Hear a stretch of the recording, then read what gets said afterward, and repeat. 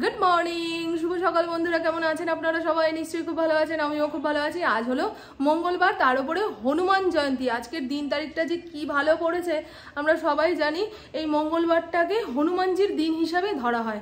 যারা হনুমান ভক্ত রয়েছে তারা হনুমানজির নাম করে মঙ্গলবার নিরামিষ খায়, পুজো আচ্চা সেরে রাস্তাঘাটে বেরোয়। তবে আমাদের এই এলাকাতে খুব একটা হনুমান পুজো না হলেও সামনের এলাকাতে কয়েক ঘর বিহারি রয়েছে, সেখানে হচ্ছে হনুমান পুজো। বড় করে প্যান্ডেল করেছে, বড় মূর্তি এনেছে, সকাল থেকে হনুমান চল্লিশা কানে আসছে, মন্ত্র উচ্চারণ হচ্ছে। দেখি বিকেলের দিকে যদি যাই তো আপনাদের নিয়ে যাব।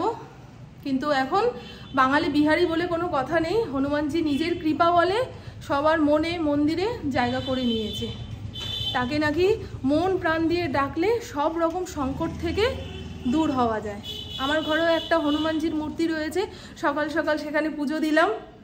আর আমি তো অত মন্ত্রতন্ত্র জানি না, হনুমান চল্লিশাটাও ঠিকঠাক মুখস্থ করতে পারিনি, তাই তাকে প্রণাম করার সময় জয় শ্রীরাম জয় শ্রীরাম তার প্রভুর নাম তার কানে তুলে দিয়েছি।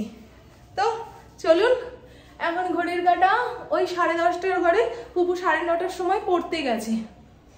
এখন প্রত্যেক দিন সকাল হলেই বলছে মা একটু ছাতু গুলিয়ে দাও। আগে মোটে ছাতু খেতে চাইতো না, গলায় আটকাতো।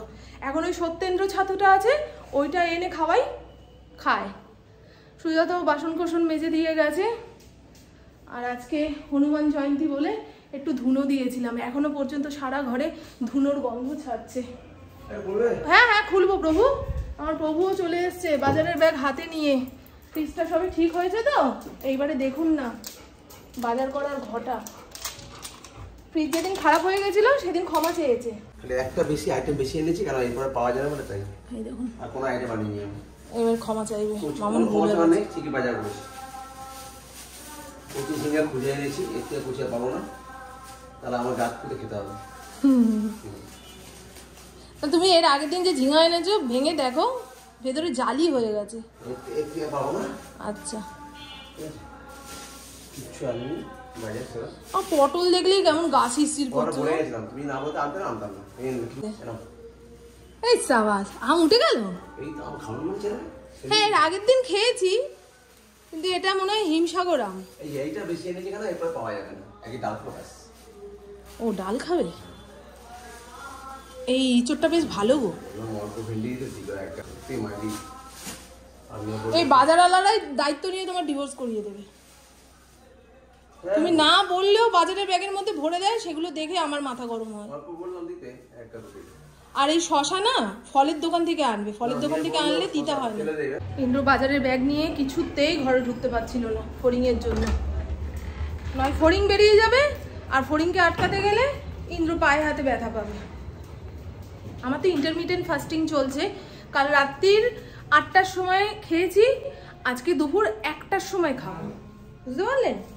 তবে পুরোপুরি খালি পেটে থাকবো না, যতক্ষণ উপোস চলবে ততক্ষণ জল খেতে হবে। জল, প্রচুর পরিমাণে জল খেতে হবে, ভারী কিছু না, বুঝতে পারলেন? ইন্টারমিডিয়েন্ট ফাস্টিং করলে না হলেও 2-2.5 কেজি আপনার শরীর থেকে ঝরবেই ঝরবে, এটা গ্যারেন্টি দিয়ে বলছি, কোনো এক্সারসাইজ ছাড়া। আর তার মধ্যে যদি একটুখানি হাঁটাহাঁটি ফ্রি হ্যান্ড যদি করতে পারেন তো কোনো কথাই নেই। তো চলুন, হ্যাঁ এখন আমি কি খাই সেটাই আপনাদের সঙ্গে শেয়ার করব। ঈষদুষ্ণ গরম জল নিয়ে নিয়েছি, এর মধ্যে মেশালাম 1 চামচ অ্যাপেল সিডার ভিনিগার, আর এখানে রয়েছে চিয়া সিডস। এটাকে গুলে সিপ করে করে খেয়ে নেব। অনেকে আগের দিন রাতে চিয়া সিডস ভিজিয়ে রেখে দেয়, কিন্তু যা পচা গরম পড়েছে, রাতে ভিজিয়ে রাখলে সকালবেলায় দেখি ফেনা ফেনা উঠে যায়।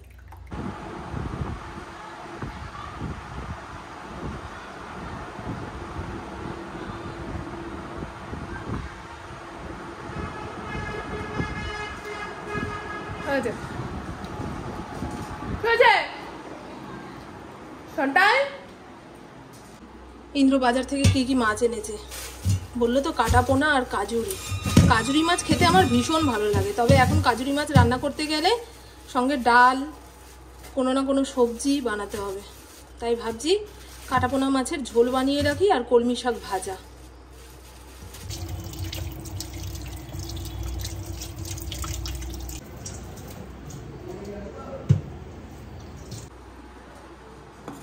যাই কাজ থাকুক না কেন 12টার মধ্যে রেখে চোখ বন্ধ করে শুয়ে পড়বো, ঘুম আসুক বা না আসুক।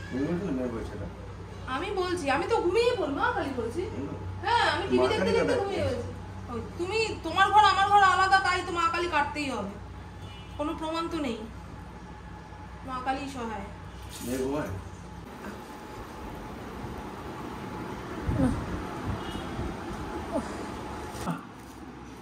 হরিঙ্গি দেখো তো দিদি আসলো নাকি?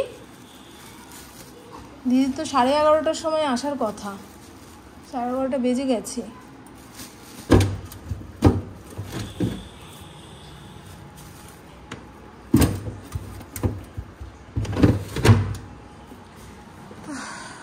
আজকে দুপুরবেলা একটু অঞ্জলি জুয়েলার্সে যাব।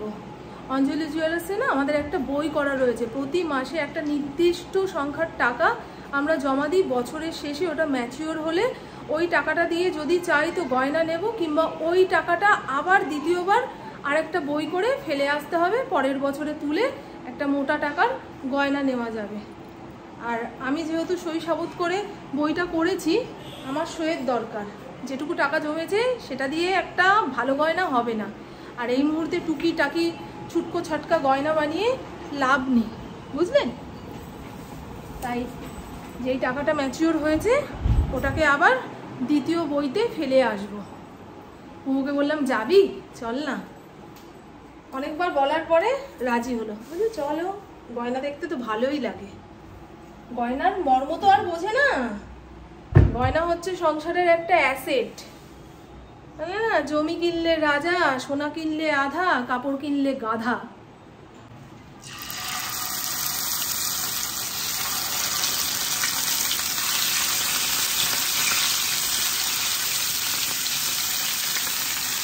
ইন্দ্র সকালবেলায় বাজার থেকে শশা এনে কেবল নিচে রেখেছে, সেখান থেকে টান মেরে দুখানা নিয়ে এসে পাপোশের ওপরে রেখে খেলো।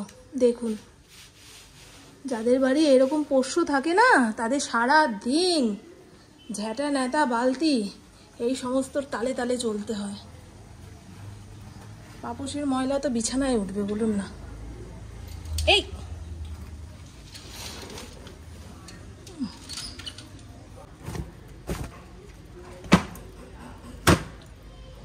যা কেদারনাথে যা, কেদারনাথ ঠান্ডা রয়েছে, যা যা, আমারও রান্না বান্না শেষ হয়ে যাবে একটু পরে। এই জায়গাটা অন্ধকার পায়, আর সারা বাড়ির মধ্যে না নিচের ঘরটা বেশ ঠান্ডা, জানেন তো। শশার বীজগুলো পাপোশের মধ্যে লেগে রয়েছে, দেখতে কি খারাপ লাগছে। মনে হয় কি কতদিন ধুইনি, কিন্তু প্রত্যেক শুক্রবার শুক্রবার আমার ঘরের সব পাপোশ তুলে ভালো করে কেচে রোদে শুকিয়ে ঘরে ভাঁজ করে রাখি। টোটো অটোর জন্য অপেক্ষা করতে করতে প্রভু আধা ঘন্টা লেটে বাড়িতে পৌঁছেছে। এখন একখানা ডাব কেটে দিই, 1টা বাজতে চললো। আগে আমি খাবো, তারপরে বাচ্চাগুলোকে খেতে দেবো। আমার মারাত্মক খিদা পেয়েছে। নে রে, হাতের দিকে নে। আজকের কাটাপোনা মাছটা পুরো তাজা, ধোয়ার সময় বুঝতে পারলাম। কিছুতেই হড়হড়ে ভাবটা যাচ্ছিল না, লবণ দিয়ে কচলে কচলে ধুতে হলো। দেখো তুমি যেটা করবে বলে কথা দিয়েছিলে সেটা আমাকে করতে হলো। বাবাই এত শশা নিয়ে এসছে। চলুন আপনাদের দেখিয়ে দিই। হ্যাঁ এনেছে, দেখ ভেতরে একখানা প্যাকেট রয়েছে, তার মধ্যে আম, লেবু, টক জিনিস ঢুকিয়ে রেখেছে। এই হলো কাটাপোনা মাছের ঝোল, আলু পটল দিয়ে একটু বেশি করেই ঝোল বানিয়েছি যাতে রাতেও হয়ে যায়। এখানে রয়েছে রসুন দিয়ে কলমি শাক ভাজা, আর কয়েকটা পাকা পটল ঘরে ছিল। আমার পাকা পটল ভাজা যে খেতে কি ভালো লাগে, সেটা ভেজে রেখেছি। না না, রেখে যাবো না, আজকে আমের টক বানাতে পারবো না। আমার নিঃশ্বাস প্রশ্বাস নিতে কষ্ট হচ্ছে, প্রচণ্ড দুর্বল লাগছে শরীর। কাল রাত 8টার সময় খেয়েছি, ঘড়ির কাঁটা 1টার ঘরে। এখন তো ভাতের থালা নিয়ে বসে যাওয়ার কথা, কিন্তু তোদের তাড়নাতে পারছি না। ফড়িংকে খেতে দেবো একটু পরে, 1:30টার সময়। আর এই দেখুন বন্ধু, মাইক্রো ওভেনে খাবার দাবার গরম করার জন্য এই বাটির সেটটা অর্ডার দিয়েছিলাম, 3খানা বাটি একসঙ্গে। ভেতরে স্টিলের পাত্র রয়েছে, ওপরটা প্লাস্টিক দিয়ে মোড়া। আমি এরকমই বাটি খুঁজেছিলাম। এটা 3টে সেট চলে এসছে, একটু আগেই আসলো। এখন বাসি মালের বিশেষজ্ঞ হয়ে যাব। ঠান্ডা জল খাওয়ার অভ্যাস কারোরই নেই, আমার পুকুর তো নেই, ইন্দ্র 2-1 সময় খায়, কিন্তু এবছরে ফ্রিজে জল রাখতে হচ্ছে, ভাবতে পারছেন, নাহলে প্রাণ বেরিয়ে যাবে।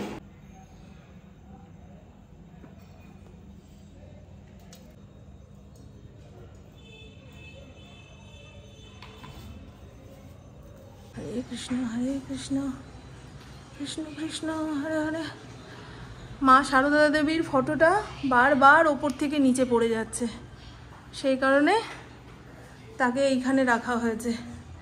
কাজটা ইন্দ্র পাল্টে নিয়ে আসুক, তারপরে এখানে ব্যবস্থা করে দেবো। হরে কৃষ্ণ ওই পুপু ওঠ। হরে রাম রাম রাম হরে হরে।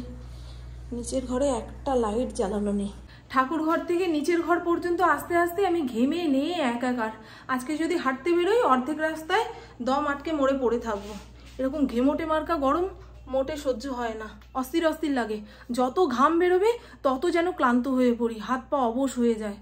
এখানকার জামা কাপড়গুলো কালকে ওই কমফোর্ট জলে ভিজিয়ে মেলে দেব, ঘামের গন্ধ, নাহলে সবই পরিষ্কার।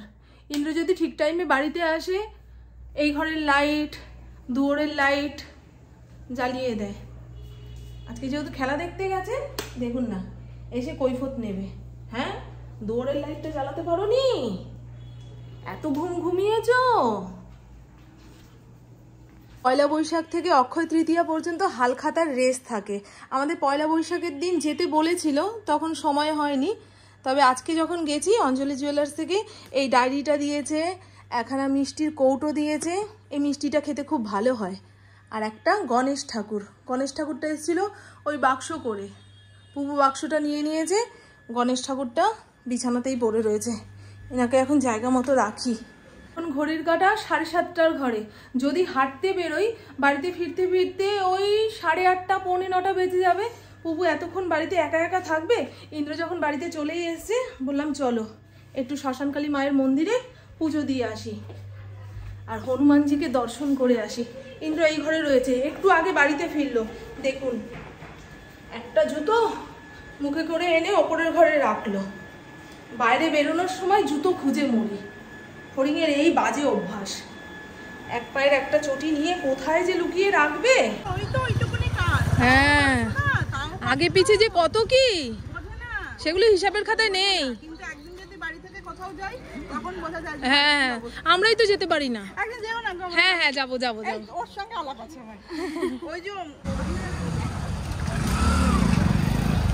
আসলে দর্শনের মুখটা তো, ওখানে দাঁড়িয়ে কথা বললে যারা দর্শন করছে তাদের অসুবিধা হয়।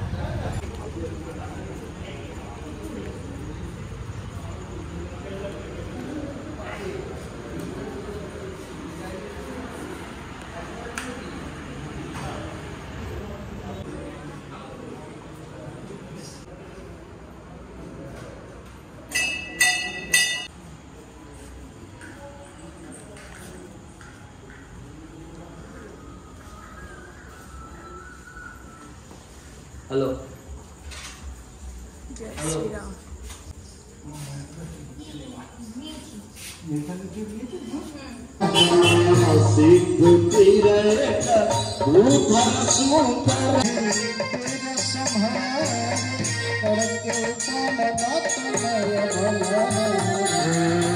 गिरि चरण तेरी हनुमान का चलो तुम्हारा पाल तुरंता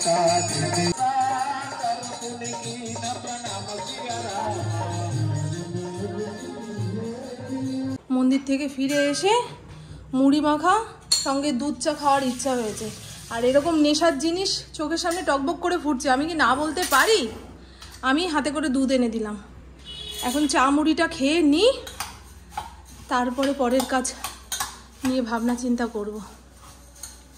কেমন গরম লাগছে রে মা? ওই দেখো ভেঙে চুরে ফেলবে গো। সামান্য চা করতে গিয়ে এরকম অস্থির অস্থির অবস্থা। 2 পদে রান্না করে খাওয়ালে যে কি হতো। এই ঝিঙাটা তোর বাবা ফেলবে বললো। এখন ওয়েদারটা অনেকটা হালকা, বাইরে ফুরফুরে হাওয়া দিচ্ছে। এই মুহূর্তে ছাদে যেতে পারলে খুব ভালো হতো।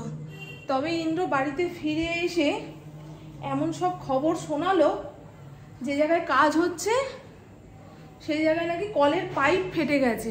আর ভাবুন তো, এরকম তাতানো পোড়ানো গরমে আধা ঘন্টা 1 ঘন্টার জন্য যদি কারেন্ট চলে যায় কিংবা কলের লাইন খারাপ হয়ে যায়, সাধারণ মানুষ তো ক্ষেপে যাবেই।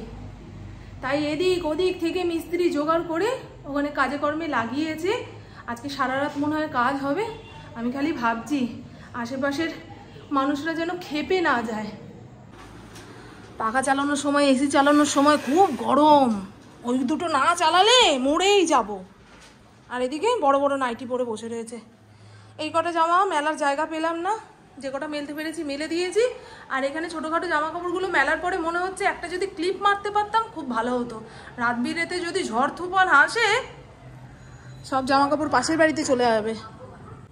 তবুও বলতে বলতে যদি সত্যি হয়ে যায়। দেখুন, সকালবেলায় ইন্দ্র এই গাছগুলোতে জল দিয়েছে, রাত হতে না হতে পুরো মরুভূমি। ফুলও ফুটছে না ভাই, এত গরমে নাকি 9 o'clock গাছে ফুল ভরে থাকে। আমার গাছগুলো কানা হয়ে বসে রয়েছে, কবে ফুটবে?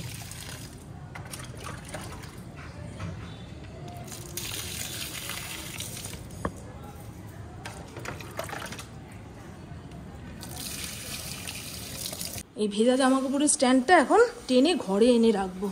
বাবা, নাইটির ফিতা ফুতা খেয়ে ফেলো না কিন্তু। এই দেখুন, দেখেছেন, এই যে হরিণের গায়ে যে কি পরিমাণে পোকা হয়েছে। সেদিন ডাক্তারবাবু এসেছিলেন, বললেন এই পোকা হওয়াটা নাকি স্বাভাবিক, তার জন্য শ্যাম্পু দিয়েছে। বললাম শ্যাম্পুতে যাচ্ছে না ডাক্তারবাবু, ও তো আমাদের সঙ্গে খাটে ঘুমায়, সকালবেলা উঠে দেখি সাদা চাদরে এত এত পোকা। বলছে ঠিক আছে, এখানে ট্যাবলেট লিখে দিচ্ছি, যেটার দাম 3000 টাকা, ডিসকাউন্টে 2700-তে পাবেন। সেটা 40 দিন অন্তর অন্তর খাওয়ালে ওর গায়ের ভেতরে কোনো পোকা বসে থাকতেই পারবে না, বুঝেছো বাবা? যে পোকা তোমাকে খেতে যাবে সে মরে যাবে। দাঁড়া ভিডিওটা শেষ করে নি মা, তুই যখন সামনে এসছিস। তাহলে চলুন বন্ধুরা, আমার বকবক আজকের মতন এইটুকুই। আপনারা সবাই খুব খুব খুব ভালো থাকবেন, নিজের শরীরে খেয়াল রাখবেন, সুস্থ থাকবেন, আর অল টাইম স্মাইল করতে হবে। টাটা, খুব ভালো থাকবেন। এই গরমে বেশি বেশি করে জল খাবেন। শুধু জল খেতে না পারলে ফ্রিজ ভর্তি করে মিষ্টি রাখবেন, একটা করে মিষ্টি মুখে ফেলবেন আর ঢক ঢক করে জল খাবেন। এই মুহূর্তে মোটা হয়ে যাচ্ছে, রাগা হয়ে যাচ্ছে, হিসাব করে লাভ নেই। আমি হচ্ছে লোককে মোটা হারিয়ে দিচ্ছ। দেখুন বন্ধু, এই গরমে ওই অতিরিক্ত জল শুধু শুধু খেতে পাচ্ছি না, মনে হচ্ছে গলায় একটুখানি মিষ্টি গেলে তারপরে জলটা খেতে পারবো। সেই বুদ্ধি আমি আপনাদের দিই। আমার এক ফোঁটা মিষ্টি মুখে তুলছে না, হরিণের দোতলা জিভ বেরিয়ে গেছে এই গরমে। এসিটা চালিয়ে দে, সুখবর। এ বাবা, অসুস্থ হয়ে যাবে। এই কি রে, কটা বাজে রে? 10টা বেজে গেল, তোর বাবা এখনো আসছে না। অবশ্যই, যে বললাম না কাজের ওইখানে কলের পাইপ ফেটে গেছে, সেটা নিয়ে এখন মল্লযুদ্ধ চলছে। অনেক লোক রয়েছে, ইন্দ্র একা নেই, কিন্তু দাঁড়িয়ে থেকে কাজটা তো করে দিয়ে আসতে হবে। সামনেই ভোট, এখন যে কোনো কাজ পাবলিকের মুখ থেকে পড়ার সঙ্গে সঙ্গে করে দিতে হবে, নাহলেই তো বুঝতে পারছেন।